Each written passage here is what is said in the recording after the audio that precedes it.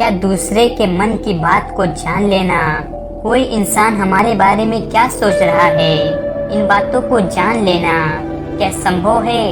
तो इसका उत्तर है हाँ। 100% तो नहीं, लेकिन किसी हद तक आप किसी के भी मन की बातों को जान सकते हैं, समझ सकते हैं। लेकिन अगर आप भी इससे सीखना चाहते हो तो आप इस वीडियो को बहुत ध्यान और समझ के साथ देखिए।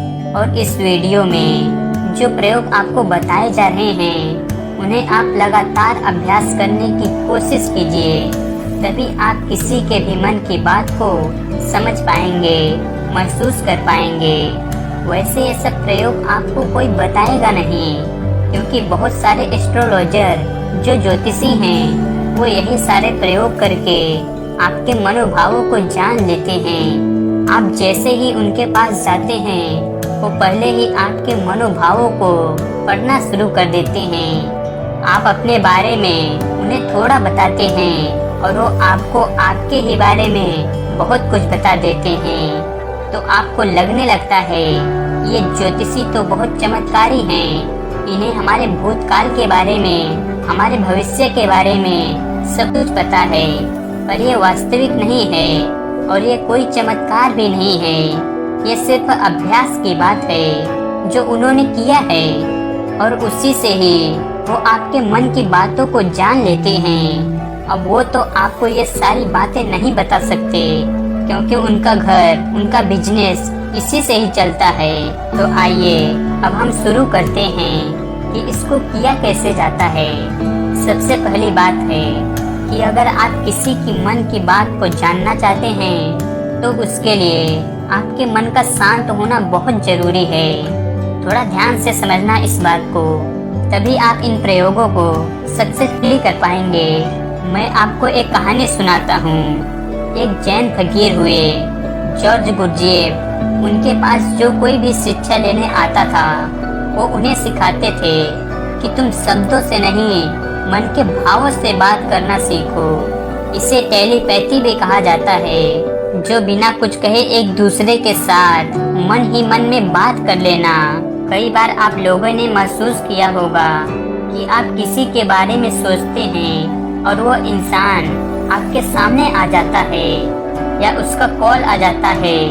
कहीं न कहीं आपके मन की बातें उस तक पहुंच जाती हैं और उसके मन की बात आप तक पहुंच जाती है। तो जो जैन फकीर थे वो अपने सारे शिष्यों को एक प्रयोग सिखाते थे कि तुम अपने आप को एक कमरे में बंद रखो और एक भी शब्द नहीं बोलना है, किसी से कोई बात नहीं करनी है।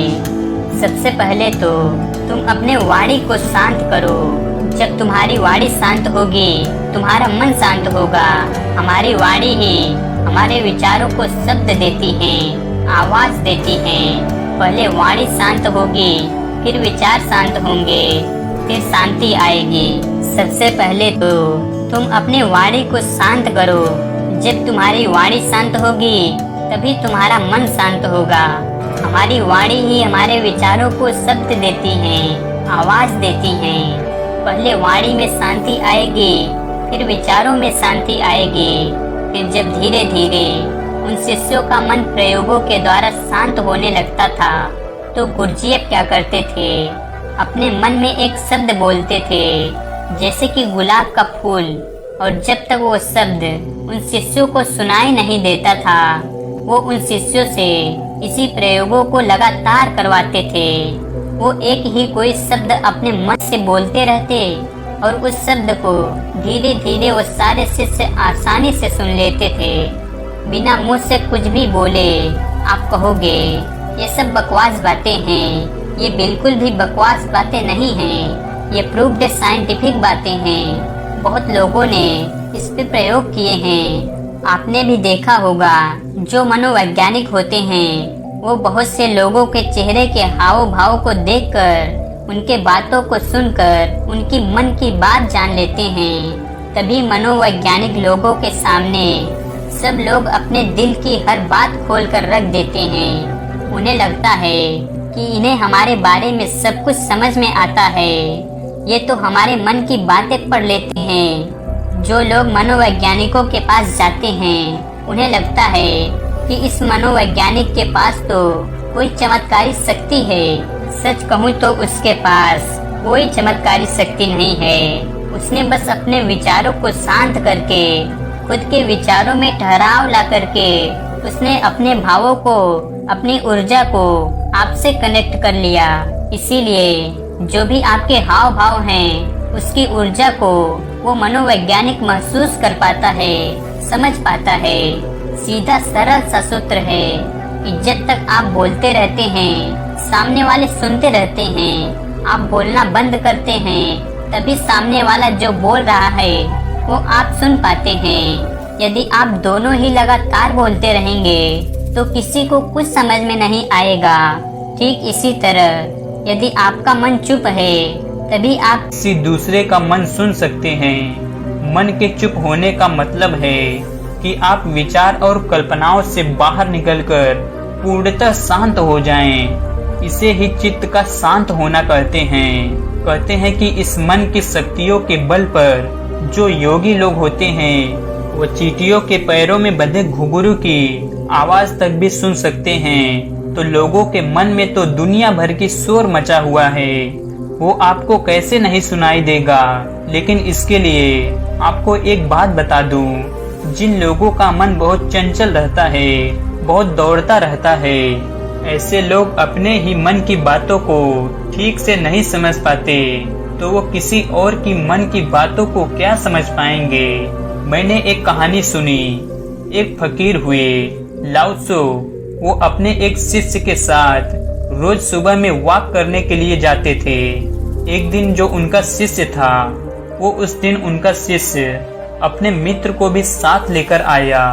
तो मॉर्निंग वॉक के टाइम पे उनका शिष्य और उसका मित्र भी साथ साथ चलने लगा। वो काफी देर तक ऐसे ही पैदल चलते रहे।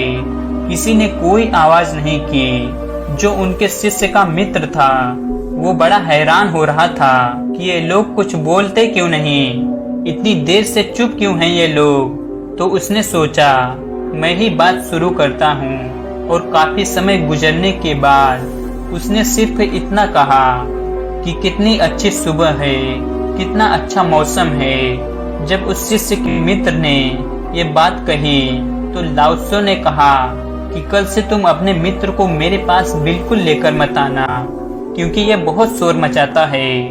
उस शिष्य बड़ा हैरान हो गया कि इसने तो सिर्फ इतना कहा कि कितनी अच्छी सुबह है, मौसम कितना अच्छा है, इसमें इसने ऐसा कौन सा शोर मचा दिया।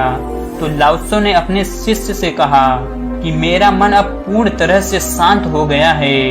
अब जरा सी भी आवाज मुझे शोरगुल मालूम होती है। सुबह अच्छी है तो है, मौसम अच्छा है तो है। मैं भी देख रहा था कि मौसम अच्छा है, तुम भी देख रहे थे, तो इस बात को व्यर्थ में बताने का मतलब ही क्या हुआ। मेरे मन में ऐसी शांति भर गई है कि ये व्यर्थ की बातें मुझे अब बिल्कुल अच्छी नहीं लगती, क्योंकि मैं बिना बोले ही सब कुछ सुन सकता हूँ और बिना कहे ही सब कुछ कह सकता हूँ। तो मैं शब्दों को बोलकर और सुनकर अपनी उस शक्ति को क्यों नष्ट करूं, जो मैं बिना बोले सुन सकता हूं, बिना कहे कह सकता हूं। तो मुझे शब्दों की जरूरत ही नहीं है। अगर आप भी चाहते हैं कि आप दूसरे लोगों की मन की बात जान सके, तो उसके लिए आप एक प्रयोग करें। सबसे पहले आप दिन में कुछ समय निश्चित करें कि इस समय से इस समय तक आप कुछ नहीं बोलेंगे। और उस समय पे आप एक आसन में बैठना सीखिए और अपने मन में जरा गहरे में झांक कर देखिए कि वहाँ क्या चल रहा है। आपको कोई प्रतिक्रिया नहीं देनी, बस देखना है। और धीरे धीरे इसे देखते हुए आपका मन शांत होने लगेगा। इसे ही महात्मा बुद्ध ने आनापानसति योग कहा है, जिसमें आपका पूरा ध्यान आपकी सांसों पे रहता है। इससे आपके मन में पूर्णतः शांति आ जाती है। और जब आपका मन पूरी तरह से शांत हो जाता है तो आप अपने आसपास में हो रही चीजों को, लोगों को गहराई से देख पाते हैं, गहराई से समझ पाते हैं, सुन पाते हैं। एक शांत चित्त वाला इंसान बिना कहे भी सामने वाले की हर बात को समझ लेगा और वो जो कह रहा है उसकी झूठी बातों में वो कभी नहीं फंसेगा, क्योंकि एक शांत चित्त वाला वो सब कुछ सुन सकता है जो एक साधारण इंसान कभी नहीं सुन सकता। अगर आप भी चाहते हैं कि आप लोगों का मन पढ़ सकें, उनके मन में चल रही भावनाओं को महसूस कर सकें, तो उसके लिए आप अपने मन को शांत करने का अभ्यास करें। और जब आपका मन शांत हो जाए तो धीरे धीरे लोगों के मन में गहरे में झांकने की कोशिश करें, उनके हाव भाव को समझने की कोशिश करें, उनके शब्दों पर रह जाएं। जो उनके हाव भाव हैं आप उन्हें गहराई में समझने की कोशिश करें। दूसरे के मन की बात को जान लेना, इसमें कोई बड़ी बात नहीं है। बस शर्त यही है कि आपको यही अभ्यास निरंतर करना होगा, जिससे आपका अभ्यास सिद्ध हो जाएगा। आपको बिना कहे भी लोगों के मन की सारी बातें बिल्कुल साफ सुनाई देंगी। अब आप ये सोच रहे होंगे कि किसी और के मन की बात को समझ करके हमें क्या फायदा मिल जाएगा, लेकिन मैं आपको बता दूं कि इसका फायदा आपको जीवन के हर क्षेत्र में मिलेगा, चाहे वो आपके रिश्ते हो, आपके क्लाइंट्स हो, आपकी नौकरी का इंटरव्यू हो, जिंदगी के किसी भी क्षेत्र में जाओ। अगर आप सामने वाले की मन की बातों को समझ पाओ, महसूस कर पाओ, तो आप जिंदगी में हर कामयाबी हासिल कर सकते हो। इसके बहुत फायदे हैं। इससे आपको कोई भी इंसान झूठ बोल के धोखा नहीं दे सकता, कोई आपका इस्तेमाल नहीं कर सकता।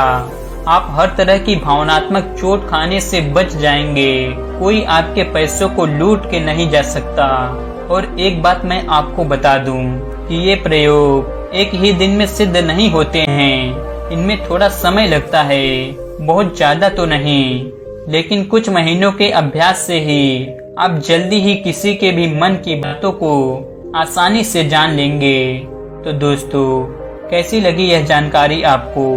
कमेंट सेक्शन में जरूर बताएं। और अगर अच्छी लगी हो तो इस चैनल को सब्सक्राइब करना ना भूलें।